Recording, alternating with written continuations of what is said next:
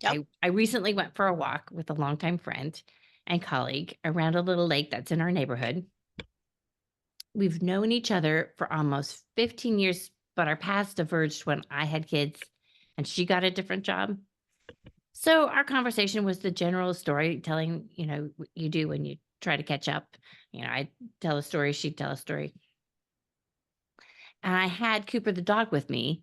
eh, She's a person. So I remember telling stories about the complexity and benefits of teaching kids to train a dog. Mhm.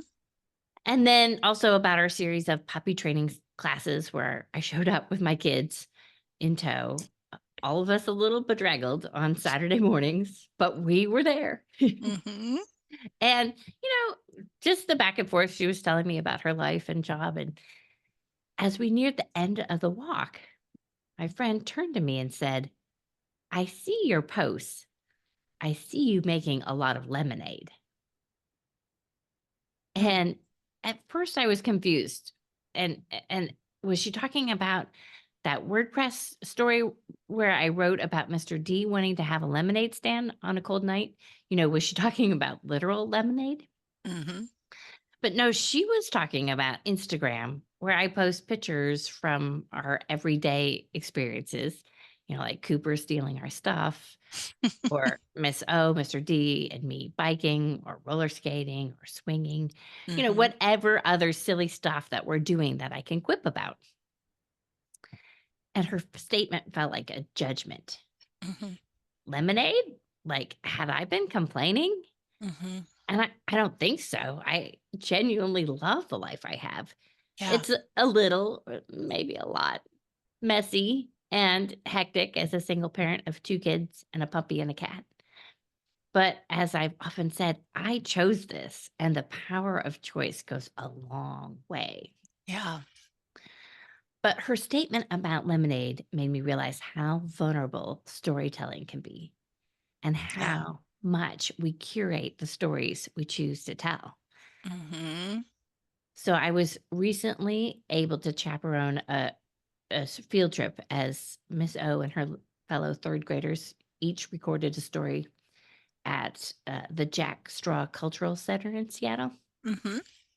And Miss O's teacher applied for a grant for the kids to work with this group because their mission is to keep art, culture, and heritage vital through Mm. sound. Ooh. And the lesson that Miss O's teacher was trying to teach these young people was about how storytelling provides a window into our lives and lets us be seen. Mhm. So each of the kids worked on writing a narrative about a family tradition and they recorded it at the studio. Mhm. Then the Jackstraw people produced the recordings and they even let the kids pick like 3 sound effects for dramatic effect. Cute. Yeah, it was really cute. And it Mhm. was a cool project where they got to choose, Mhm. a story to share, a tradition Mhm. to share. But it illustrated for me how often we pick and choose what we share. Yeah. It Yeah. made me think of trekking to Everest Base Camp, and I was with an incredibly impressive group of climbers and guides. And if I had to pick one demographic of consistently good storytellers, it would be mountain climbers. Mm. Because there's very little else to do on the long approaches Yeah. in but to tell stories and play cards. Yeah. So they tell great stories. And these people aren't typically braggadocios, so it's not about their great and victorious moments. Mhm. It's about the time the client climbed up the whole way with boots on the wrong feet, Ow. or the terrible storms they had to hunker down and endure, Mhm.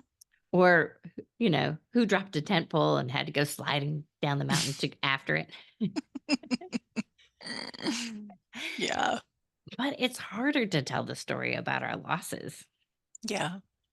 I Yeah. remember when I didn't want to tell the story of how my marriage blew up beyond the few close friends that I told. Mhm.